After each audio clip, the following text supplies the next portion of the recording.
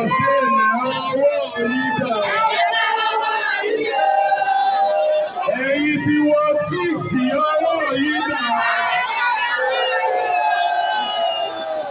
Mo kí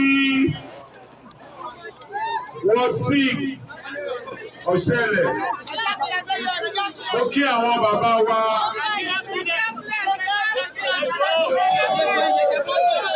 Mo kí àwọn ìyá wa.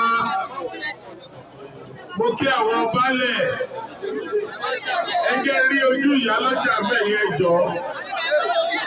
Ẹ jẹ́ ojú Iyaloja. Iyaloja Osiele mo kí yín. A máa rí yín bá.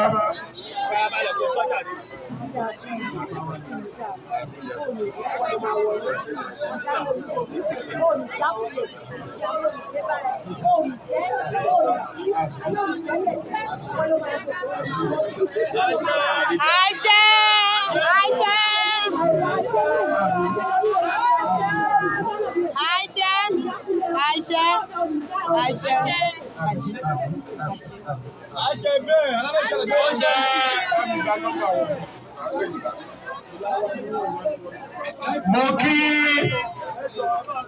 great Nigerian student.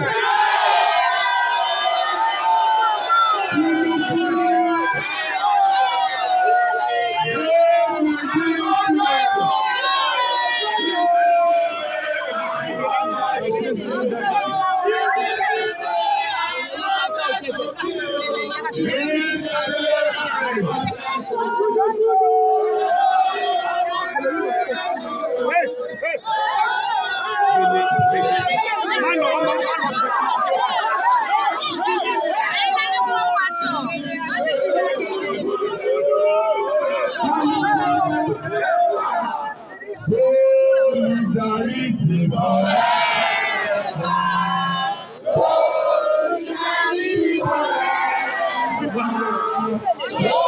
Solidarity forever. We always fight for our lives.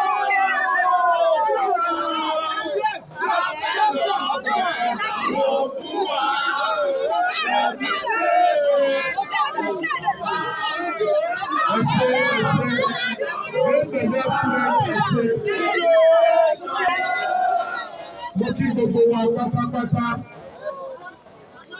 Àwa ẹgbẹ́ APC African Democratic Congress la wá rí yín. Inú mi dùn.